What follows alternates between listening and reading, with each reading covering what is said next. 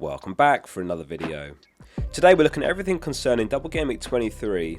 This one's packed with tips for next game week and planning for further afield. Double Gameweek goal scorer odds, clean sheet odds, transfer trends, captaincy poll and more, all covered in this video. I wanted to give a quick demo of the custom data tables tool in the Fantasy Football Scout members area. Every statistic you hear me use in videos comes directly from here. You can create tables about hundreds of data points. I personally have tables for each position. You can sort the columns, pick game week ranges and compare players. Really fun tool, and I've made all my tables public, so if you search FPL you'll find them all. Click the link at the top of the description to try out the members area, and it supports the channel too. Starting off with the anytime goal scorer odds, which are always based on the assumption that the player starts. It's Haaland top, unsurprisingly, 66% chance of scoring any time across his two games. Aston Villa is Man City's first fixture, who have conceded 20 big chances since game week 17, and they absolutely cannot afford to allow any to fall to Haaland. Nketiah has a 53.5% chance and Saka a 39.5% chance of scoring any time respectively. Only Haaland has registered a higher expected goals total since game week 17 among all players, Nketiah with 4.86 xg to Haaland's 5.07. Following the Premier League's announcement of Double Gameweek 25, it goes without saying that you need to be tripled up on Arsenal assets. And of course, Game Week 25 is a week where Arsenal don't blank, while Brighton, Brentford, Man United and Newcastle do. You can buy yourself extra fixtures this game week and an extra fixture in Game Week 25 with some smart transfers, such as Tony to Nketiah, Almiron to Odegaard, etc. Salah and Darwin are among the top goal scorer odds, certainly ones to avoid this week with the double game week the priority. They were among those confirmed to double in Game Week 25 though, so we've got a couple of weeks to assess the Liverpool options. With Firmino, Jota and Van Dijk's return imminent, we might see an upturn in their form by the time we arrive at Game Week 25, which would be perfect timing before the double. The question is what to do with Martinelli, given a 38.5% chance to score him. Though with Trossard an option for Arteta, we could see more early substitutions, as was the case against Everton last weekend, where Martinelli didn't even make it to 60 minutes. In my eyes, moving Martinelli onto Odegaard or Saka is very justifiable, even from -4. 2 double game weeks in the next 3 game weeks says to me you really want to make sure you've got the right players.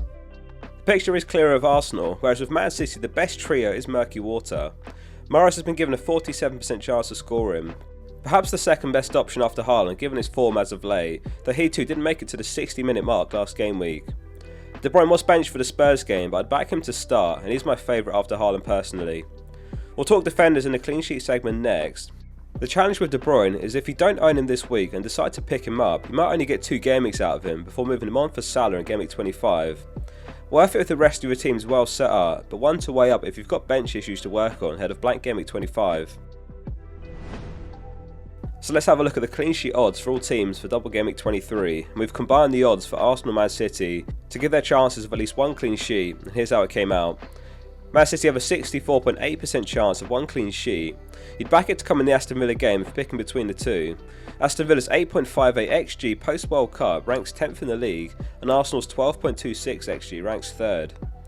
Arsenal have a 60% chance of 1 clean sheet. Their first fixture is home to Brentford, who are 9th, 1 place above Aston Villa for xg since game week 17, with 9.58 xg. White is the cheapest defender, only 4.7 mil, and the 8th top scoring defender currently.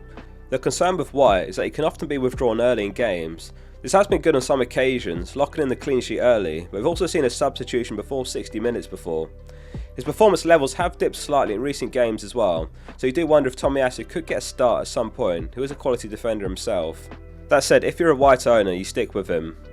The best pick in my eyes is Gabriel. He's completely nailed and he carries the goal threat. This season he's top among all defenders for XG. 2 goals this season so far, 5 goals last season. There's not a great deal between him and Saliba though, both great picks. Zinchenko's been outstanding and also worth some thought for 5.1 mil, though again perhaps there's a small chance Tini comes in for a game at some point, and the centre backs are the ones that carry the goal threat.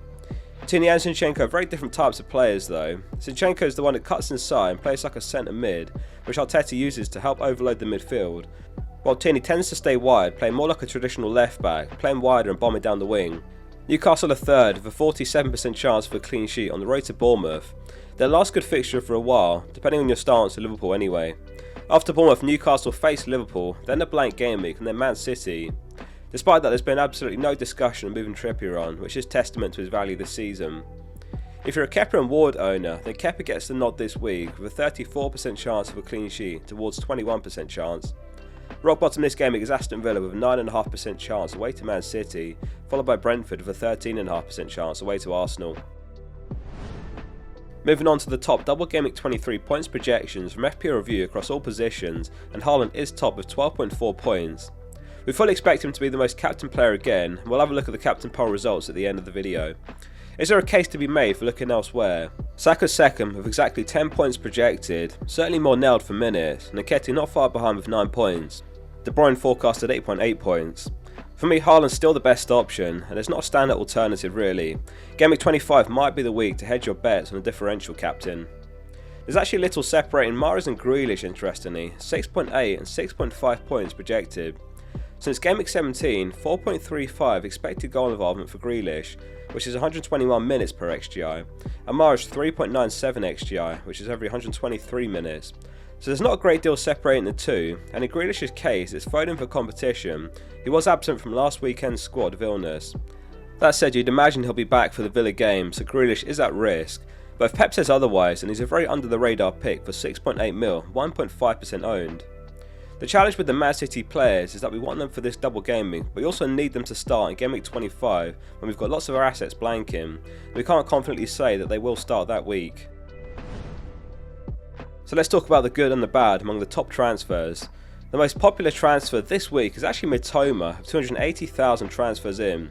In isolation, he's a great pick given his recent form, 4 goals and assists in his last 5. But with the double game week 23 and double game week 25 ahead for other teams, plus Brighton blank in game week 25, no fixture, it's not the week to get him, unless the rest of your team is perfectly set up.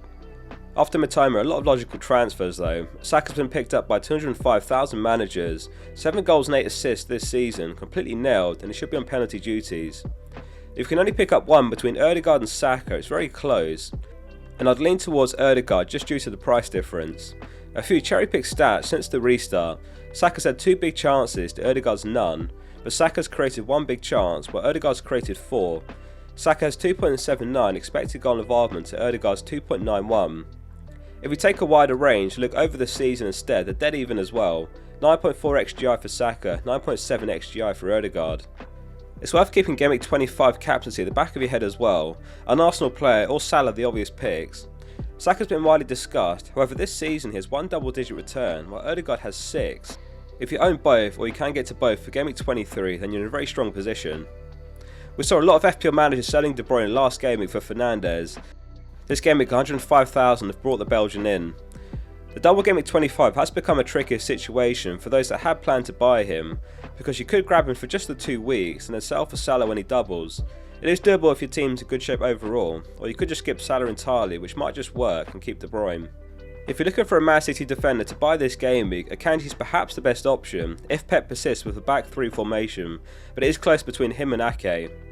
He may deploy one of Ake and Laporte as a left-footed centre-back in the back 3 with 2 right-footed centre-backs like Diaz and Akanji. With Stones out injured currently, that's one less player competing for that position, though he could be back by Game Week 25, which would put Akanji slightly at risk. The upside with Ake is that he carries more attacking threat. Moving on to the most sold players, and it's Cancelo top once again as expected with 406,000 sales. If you wish to move him on for another Man City defender, then Akanji and Ake are the best picks in that order. That said, we did see 3.9 mil Lewis play the full 90 last match for the first time in the league. Amron's in second, who has dropped off substantially since his pre-World Cup form. 7 goals and 2 assists in 7 games before, and in the 6 games after, just 1 goal, which was back in Game Week 17. Martinelli is in third with 159,000 sales, evidently many concerned by Trossard's threat to his minutes. The next 3 game weeks are crucial as far as owning the right Arsenal assets, so as mentioned at the top of the video, a -4 to move Martinelli to Ødegaard or Saka is justifiable. Salah's been sold by 119,000 managers. This one's worth highlighting because following the announcement of Double Game Week 25, at this point he's worth holding despite as frustrating as he's been. De Bruyne's a surprise name to see here, sold by 69,000 managers. Despite his bench in last game week, I would back him to start both games this Double Game Week. And we'll quickly finish up with the Game Week 23 captain poll results thanks to all who voted. The results are as follows. It's Haaland top with 89.1% of the vote, followed by Saka with 4.9%, and Ødegaard gets just 2.7%, followed by a couple of votes for De Bruyne and Mahrez. 2.2% voted for other. So that wraps up this Game Week's FPL tips video. Thanks for watching. I'll read all your comments, so drop one below. Make sure you subscribe to the channel for more FPL content to come. See you soon for the next one.